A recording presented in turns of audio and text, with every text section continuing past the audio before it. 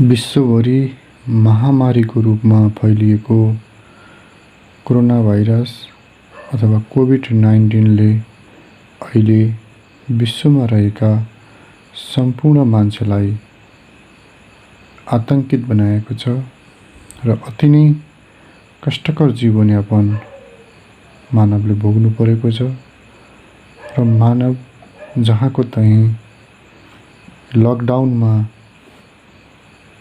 फसेका छन्। यो कोरोना भाइरसले सम्पूर्ण विश्वका मानवलाई अति नै दुःख दिएको छ र आज विश्वभरि नै आफ्नो देशले समुदायले यो कोरोना भाइरसबाट बच्नको लागि ठाउँ-ठाउँमा प्रत्येक पटक लकडाउन गरेको छ। तर पनि कोरोना भाइरस फैलिन छोडेको छैन। एउटा लोजिक लगाएका छन् कि यो भाइरस फैलिन नदिनको लागि लकडाउन गर्नुपर्छ र जति पनि कोरोना भाइरस लागेका व्यक्तिहरू छन् तिनीहरूलाई सञ्चो गराउनुपर्छ भनेर योभन्दा पहिला पनि विश्वभरि नै 1-2 महिना लकडाउन गरियो र बिरामीहरूलाई उपचार गरियो प्रत्येक देशमा। तर पनि यो भाइरस अति विकराल रूपमा फैलिन चाहिँ यसले छोडेन र बिरामी भएका पनि कोही सञ्चो हुनुभयो भने कोही कसैको मृत्यु पनि भयो। आखिर हामीले जति लकडाउन गरे पनि यो भाइरस गुणात्मक रूपमा फैलिँदैछ र एक दिन अवश्य विश्वभरिका मानवलाई यो कोरोना भाइरसले सबैलाई छुनेछ। अहिले आएर धेरै देशहरूले भ्याक्सिनको उत्पादन गरेका छन्। दर्शकबिन, यदि यो भ्याक्सिनले पनि काम गरेन र यो भाइरस यसरी नै फैलियो भने अझै मानवको जीवन कति कष्टकर होला। न मानवहरू खुला भएर यो संसारमा हिँड्न पाउँछन् न त यो विश्वबाट नै कोरोना निर्मूल हुन्छ। यस्तो अवस्थामा के गर्न सकिन्छ? कोरोना भाइरसलाई जित्नको लागि के विधि अपनाउनु पर्ला? अहिलेसम्म हामीले गरेको जुन लोजिक छ, लकडाउन गर्ने र फैलिन नदिने र बिरामीहरूलाई उपचार गरेर सम्पूर्ण बिरामीहरूलाई निको पार्ने, त्यसपछि कोरोना भाइरसलाई अन्त गर्ने, यो एउटा लोजिक हो। जब हाम्रो यो लोजिक फेल खायो, यो लोजिकले पूर्ण रूपमा काम गर्न सकेन। यदि यसले पूर्ण रूपमा काम गर्न सक्थ्यो भने अहिलेसम्म विश्वबाट कोरोना भाइरस निर्मूल। यदि हाम्रो यो आइडियाले काम गरेको भए अहिलेसम्म विश्वबाट नै कोरोना भाइरस पूर्ण रूपमा निर्मूल भइसक्थ्यो। बिरामीहरू सम्पूर्ण सञ्चो हुनुहुन्थ्यो र यो कोरोना भाइरस फैलिन्थेन र अहिले फेरि पहिला भाइरस नआउँदा यो दुनियाँ जस्तो थियो त्यस्तै गरी फेरि सुचारू रूपमा चल्ने थियो।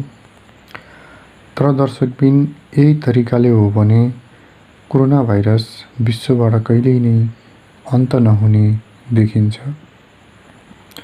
र यसलाई जित्नको लागि, यसलाई विश्वबाट नै हटाउनको लागि हाम्रो यो जुक्तिले काम नगरेपछि अब हामीले कस्तो उपाय अपनाउनु पर्ला त्यो विषयमा पनि हामीले सोच्नुपर्छ।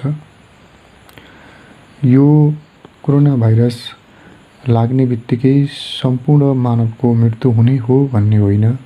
कतिलाई त यो भाइरस सरेर यसको लक्षणै थाहा नभइकन पनि सञ्चो भएको हामी देख्न पाउँछौँ र अहिलेसम्म डाक्टरले र वैज्ञानिकले भनेअनुसार जसको रोगसँग लड्ने प्रतिरक्षात्मक प्रणाली अति नै बलियो छ र भाइरससँग लड्न सक्छ, उसलाई यो कोरोना भाइरसले खासै असर पार्दैन र लागिहाल्यो भने यो कोरोना भाइरस पूर्ण रूपमा त्यो व्यक्तिलाई सन्चो हुन्छ भनिएको छ। र विश्वव्यापी रूपमा कोरोना भाइरसलाई जित्नको लागि अति नै तागतिला चिजहरू र रोगसँग लड्ने प्रतिरक्षात्मक प्रणालीको वृद्धि हुने खाद्यान्न चिजहरू खाएर र मानसिकता पनि त्यत्तिकै बलियो बनाउन सकियो भने हामी यो रोगलाई जित्न सक्छौँ भनेर पनि यहाँ मेन कुरो आएको छ। दर्शकबिन एउटा कुरो चाहिँ के भने हजुर हामीलाई रोग लागेको केही दिनपछि थाहा हुन ठिक्कै यदि हामीलाई रोग लाग्दैको दिन थाहा भयो भने हामी त्यसको उपचार राम्रोसँग गर्न सक्छौँ। यो हजुर हामीले बुझ्ने कुरा हो। यदि हामीलाई रोग लाग्न साथ नै थाहा भयो भने हामीले त्यो रोगसँग अवश्य लड्न सक्छौँ। र यो कोरोना भाइरस पनि कुनै पनि व्यक्तिलाई लाग्यो भने यसले 15-20 दिनसम्म त्यो व्यक्तिलाई आन्तरिक रूपमा श्वास नली र फोक्सोमा गालिसकेको हुन्छ। तब मात्र त्यो व्यक्तिलाई रोगको लक्षण थाहा हुन्छ अनि ऊ क्वारेन्टाइनमा जान्छ र त्यहाँ गइसकेपछि ऊ अब बल्ल रोगसँग लड्नुपर्ने हुन्छ। यदि त्यो व्यक्तिले आफूलाई जुन दिन कोरोना भाइरस सरेको छ त्यही दिनबाट नै उसले आफ्नो रोगसँग लड्न खोज्यो भने अवश्य उसले रोगलाई जित्नेछ। दर्शकबिन एउटा महत्त्वपूर्ण कुरा के भने बच्चा-बच्ची, बिरामी र जो वयस्क व्यक्तिहरू छन्, निरोगी व्यक्तिहरू छन्, उनीहरूले यो कोरोना भाइरस लागेपछि कस्तो किसिमको खाद्यान्न खानुपर्छ, त्यसको वैज्ञानिक खाना कुन हो, डाक्टर र विज्ञानसँग प्रमाणित गरेर कस्ता चिजहरू सेवन गर्नुपर्छ। यदि कोरोना भाइरस लागिसकेपछि त्यो चाहिँ एकदम निर्णयात्मक हुनुपर्छ।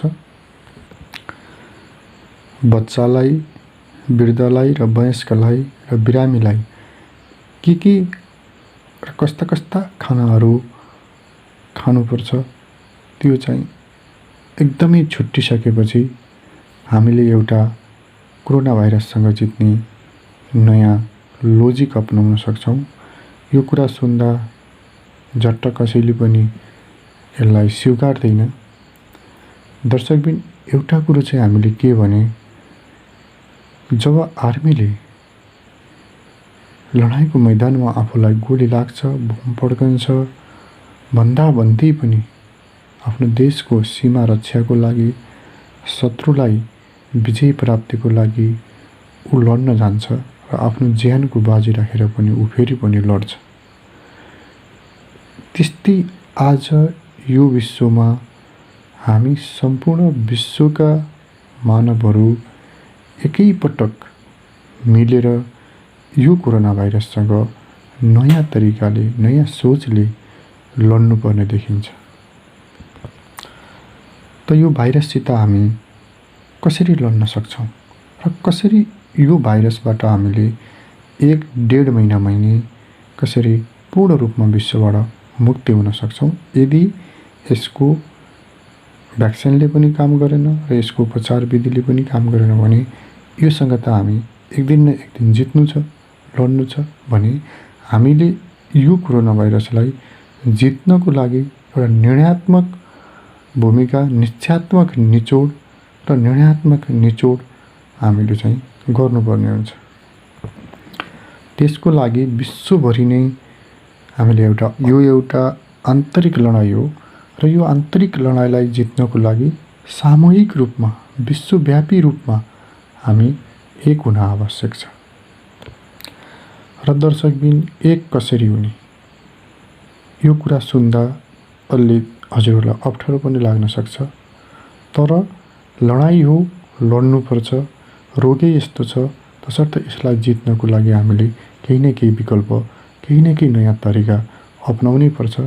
त्यो तरिका कस्तो हुन्छ भने दर्शकबिन, यो कोरोना भाइरस विश्वभरिको व्यक्तिलाई एकैपटक सार्ने। दर्शकबिन, यो कोरोना भाइरस सम्पूर्ण विश्वभरिको व्यक्तिलाई सार्नुभन्दा अगाडि हामीले विश्वभरिको व्यक्तिलाई 2 महिना तक प्रतिरक्षात्मक प्रणालीसँग लड्न सक्ने पूर्ण रूपमा वैज्ञानिक तरिकाले खाद्यान्नहरूको व्यवस्था, सरकारी तवरले पूर्ण योजनात्मक तरिकाले यसलाई सबभन्दा पहिला व्यवस्थापन गर्नुपर्छ, व्यवस्था गर्नुपर्छ र जति बिरामी कोरोना भाइरस सरिसकेपछि हुन्छन् उनीहरूको उपचारको लागि पनि सम्पूर्ण योजनाहरू वैज्ञानिक तरिकाले तयारी अवस्थामा बस्नुपर्छ। र दर्शकबिन, यो कोरोना भाइरस 7 दिनभित्रमा 100% विश्वभरिको व्यक्तिलाई सार्नुपर्छ। एक दिन न एक दिन यो कहीँ न कहीँबाट हामीलाई सर्छ। तसर्थ बरु पहिला नै हामीले यसलाई आफ्नो शरीरमा सार्ने।